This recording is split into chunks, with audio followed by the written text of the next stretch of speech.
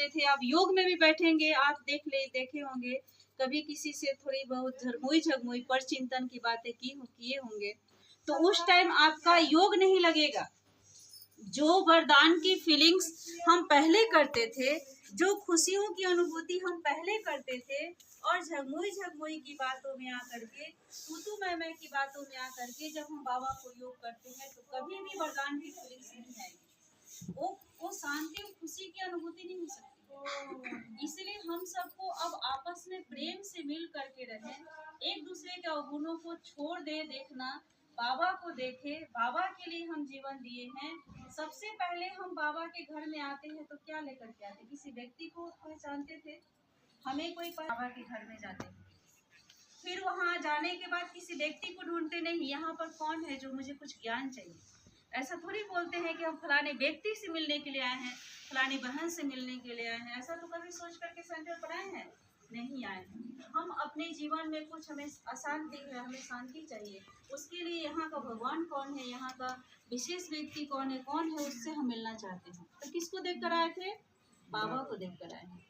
बाबा का घर है, इसलिए हमें बाबा को देखना है, किसी व्यक्ति को नहीं देखना है कि कौन व्यक्ति क्या कहा नहीं कहा। इस कहा कहाल बात में हमने 63 जन्म समय को गंवाया है। अब बाबा ने कहा कि अब समय गंवाने का समय नहीं है।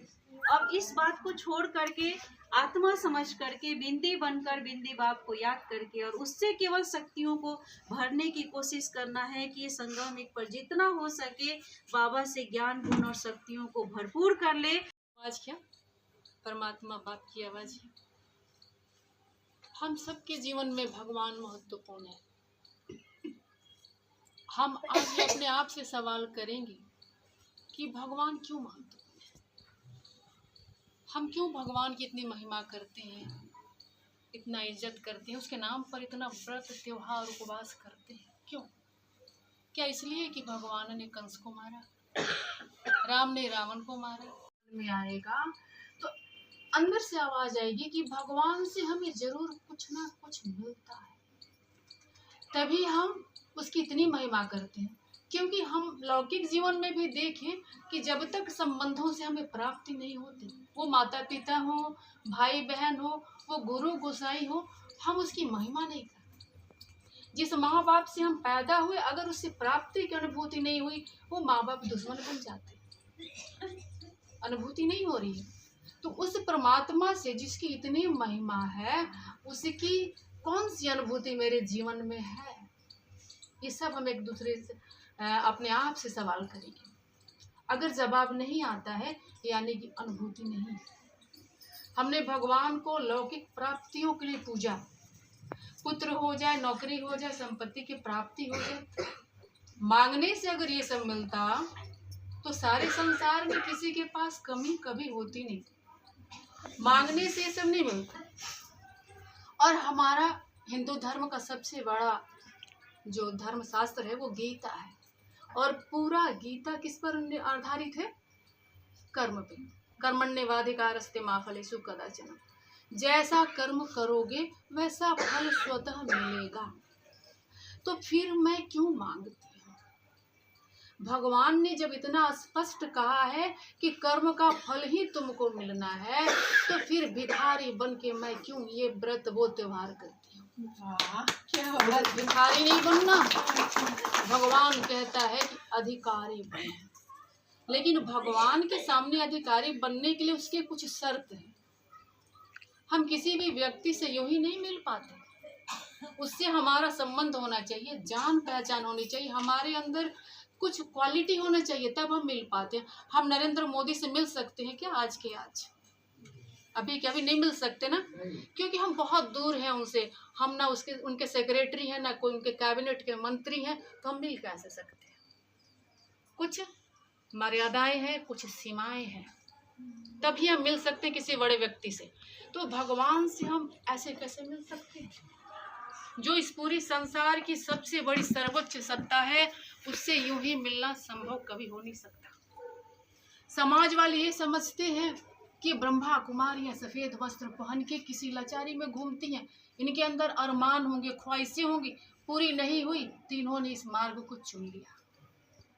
लेकिन भगवान कहता है जब तक तेरे अंदर पवित्रता नहीं होगी, जब तक ब्रह्मचर्य नहीं होगा। ब्रह्मचर्य तो एक मतलब मैं बहुत स्थूल चीज कह रही हूँ। ब्रह्मचर्य मतलब ये नहीं कि मैं अविवाहित हूँ। ब्रह्मचर्य एक आचरण है। बहुत ब्रह्मचारी लोग भी ब्रह्मचर्य नहीं होते, क्योंकि ब्रह्मचर्य कोई शारीरिक शुद्धि नहीं है। वो मन की वो अवस्था है, बुद्धि की वो अवस्था है जब आत्मा परमात्मा के साथ मिलन मनाती है। और इसकी प्राप्ति किसी एक रोज में नहीं हो सकती, ये धीरे धीरे होती है। क्यों होती है ऐसे धीरे धीरे? क्योंकि हम इतने जन्मों से गृहस्थ के नाम पर इस अपवित्र कर्म में लगे हुए हैं। कहते हैं दुनिया कैसे चलेगी। मैं आपको ये बता दूं कि दुनिया बनाने वाले ने कहा है कि अब दुनिया चलनी भी नहीं है, अब दुनिया बदलनी है। एक वक्त आता है कि जब दुनिया चलती है, और एक वक्त ऐसा आता है जीवन में, आपके जीवन में भी, सबके जीवन में भी आता है कि जब बदलना होता है। तो भगवान आया हुआ है इस दुनिया को बदलने के लिए, लेकिन उससे मिलने के लिए जो मर्यादाएं हैं, उस मर्यादा का अगर हम पालन नहीं करते तो हम कितना भी धर्मशास्त्र पढ़ लें, कितना भी मंदिरों में जाकर घंटियां बजा लें, हमें प्राप्ति नहीं होगी। उसके शर्त को तो पूरा करना ही पड़ेगा। तो उसकी शर्त को आप ब्रह्मा कुमारी में जानिए कि उसका शर्त क्या है। आप छोड़िए ना दुनिया कैसे चलेगी, आपने दुनिया बनाया है क्या? दुनिया बनाने वाले भगवान बाप का ये फरमान है कि तुम पवित्र जीवन का निर्वहन करो। तो जब भगवान ही हमसे कह रहा है पवित्रता के लिए, तो दुनिया फिर चलाने की बात हम क्यों सोचें? तो भगवान की महिमा को अपने जीवन में हम क्यों लाते हैं? क्योंकि भगवान ने हमें सुख, शांति और शक्ति दी है। तो सवाल करेंगे अपने आप से कि क्या मुझे सुख की अनुभूति है हर पल, शांति की अनुभूति है मुझे हर पल? अगर अनुभूति नहीं है तो मुझे कुछ भी प्राप्ति हो नहीं रहा, क्योंकि हाहाकार तो अभी बहुत होना है। हाहाकार इतना बढ़ना है कि मतलब अच्छे अच्छे ब्राह्मण हिलेंगे, तपस्वी हिलेंगे, और उसमें आपको अस्थाई रहना है। क्यों हिलेंगे? हम क्यों हिलते हैं? हमारे अंदर शक्तियों की कमी होती है, इसलिए हम हिलते हैं। अब शारीरिक क्षमता ही है, 5 किलो वजन उठाने की क्षमता नहीं है, और 10 किलो चलेंगे उठाने तो उठेगा नहीं। उसी तरह हमारी आत्मा के अंदर जो शक्ति होती है वो धीरे धीरे जन्म लेते लेते वो खत्म होती जाती है। और जब भगवान आता है तो उसकी याद से वो शक्ति हमारी आत्मा में पुनः आती जाती है, और जब वो शक्ति आ जाती है तो हम सर्वसमर्थ बन जाते हैं, और तब ही विश्व का महापरिवर्तन होता है। सारी दुनिया, सभी धर्म वाले कहीं ना कहीं प्रलय का इंतजार कर रहे हैं, लेकिन कोई ये नहीं सोच रहा है कि प्रलय के बाद क्या होगा। जब माताएं कभी कभी गुस्सा करती हैं, अच्छा है दुनिया का नाश हो जाए। क्या दुनिया के नाश होने से ही सृष्टि खत्म? ये सृष्टि चक्र है। दुनिया के नाश होने से पहले इस नई दुनिया का नव निर्माण भी होना है।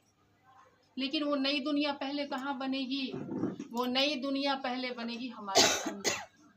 जब हम मकान बनाते हैं ना, सबसे पहले मकान का नक्शा बनाते हैं, तब वो मकान बनता है। तो हम नए संसार की रचना कर रहे हैं, तो वो नए संसार का जो मैप है उसका यहाँ पे बन रहा है, उसका यहाँ पे खाका बन रहा है, यहाँ पे उसकी प्रोग्रामिंग हो रही है। तो जैसे जैसे यहाँ पे सतयुग प्रत्यक्ष हो जाएगा, सतयुग बाहर निकल आएगा। अभी सतयुग यहाँ नहीं है, यहाँ कलयुग है। हम बाहर देखते हैं, जिस रोज हमने अंदर देखना सीख लिया। आज ही दादी ने क्या कहा? अंतर्मुखता। तो जब तक अंदर नहीं झांकोगे तब तक कुछ भी प्राप्ति नहीं होगी, क्योंकि भगवान है ही अंतर्मुखता का सागर। कभी हमने अपनी आत्मा को देखा है? नहीं देखा है। तो जब हम आत्मा को नहीं देख सकते तो हम परमात्मा को कैसे देख सकते?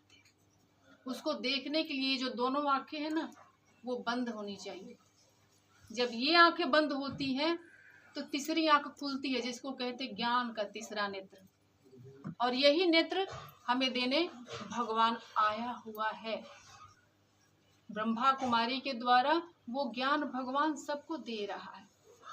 सब लोग कहते हैं कि क्या भगवान ब्रह्मा कुमारियों के द्वारा ही ज्ञान देगा? भगवान को कोई माध्यम तो चाहिए ना।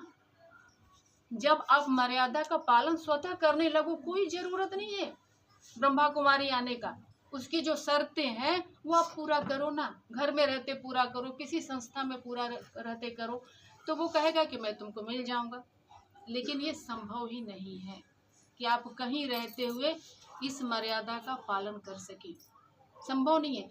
क्योंकि वो शक्ति जो मिलेगी ना, वो ये साकार तन है परमात्मा शिव का। जो आप तस्वीर, हम ब्राह्मण आत्माएं तो सब जान रही हैं, लेकिन ये जो ब्रह्मा बाबा है, ये निराकार परमात्मा शिव का साकार माध्यम है।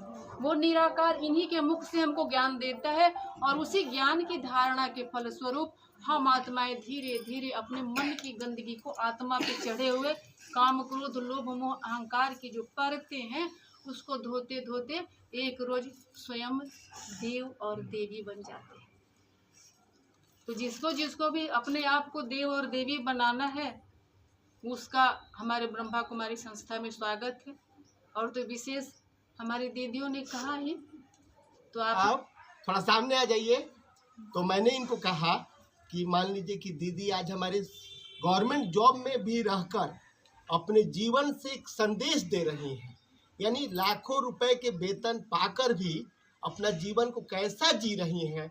इससे क्या कुछ सीख मिलता है कि नहीं? हमें थोड़ा धन मिल जाता है तो हम उबकने लगते हैं, 10, 5 हजार 20 हजार पाते हैं तो हम लोग ये कर लेंगे वो कर लेंगे और अपने को सम्मान में बिगाड़ लेते हैं। लेकिन यहाँ ऐसे ऐसे हस्ती हैं जो लाखों करोड़ों कमाकर भी अपना जीवन से एक मैसेज दे रहे हैं संसार में कि हे कलयुग की आत्माओं, अब जागो, अब समय ज़्यादा नहीं बचा है। ब्रह्मा बाबा ने भी हमारे अपने जीवन से यही मैसेज दिया ना। ब्रह्मा बाबा भी हमारे क्या चीज़ के व्यापारी थे, थोड़ा बताएं हमारे सीनियर भैया दीदी लोग। हीरे जवाहरात समझने की चीज़ है, सोना चांदी नहीं, हीरे जवाहरात। ये किसके महल में जाते थे बेचने के लिए? राजाओं के महल में। कोई हम आम पब्लिक के यहाँ नहीं जाते थे बाबा, ब्रह्मा बाबा। और ब्रह्मा बाबा की जीवनी भी पीछे उठाकर देखेंगे तो कहा गया है कि संस्कार एक दिन में नहीं बनता है, वो शुरू से ही दिखने लगता है, धीरे धीरे धीरे धीरे अपना रूप। कौन है? गर्व से बोलेंगे। तो थोड़ा सा पूरे बाबा ने जो चार्ज किया है आत्मा को, थोड़ा उस अंदाज में बोले। हम लोग कौन है? आत्मा जी, आत्मा की ओम शांति। आज लिली बहन जी का माता पिता जी का पुण्यतिथि है, जिसमें कि ये लोग 6 बहनें हैं और 6 बहनों में से 5 बहनें आ गई हैं माता पिता जी के पुण्यतिथि पर। आज के दिन लिली बहन जी खास ब्रह्मा भोजन कराते हैं, जिसमें पूरा बीके परिवार और अपने स्कूल के जो भी स्टाफ लोग हैं सब लोग आते हैं, सभी टीचर्स आते हैं आज ब्रह्मा भोजन के दिन, पुण्यतिथि के दिन। और भावभीनी श्रद्धांजलि सभी मिल करके इनके माता पिता जी को श्रद्धांजलि देते हैं। तो आज विशेष हर साल लिली बहन जी अपने यहाँ ये इस तरह का ब्रह्मा भोजन का कार्यक्रम करवाती हैं। ओम शांति।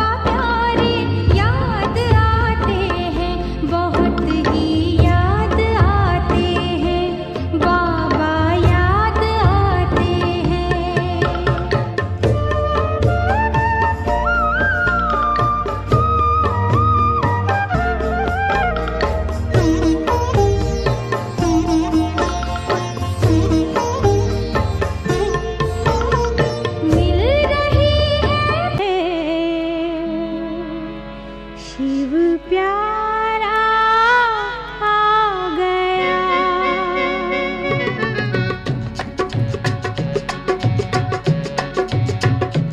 अंधियारे सभी मिट रहे, उजियारा आ गया। ज्ञान सूर्य फिर से शिव प्यारा आ गया। अंधियारे सभी मिट रहे, उजियारा आ गया। ज्ञान सूर्य फिर से शिव प्यारा आ गया।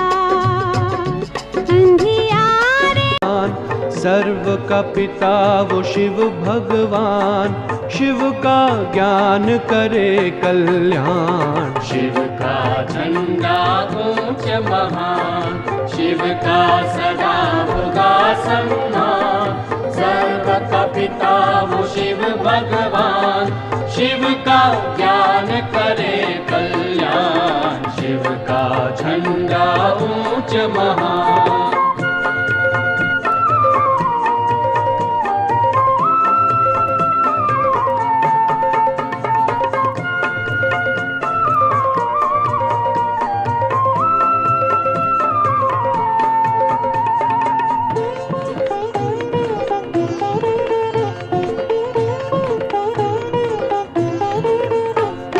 सब झंडों को एक करे जो, वो यह झंडा न्यारा है।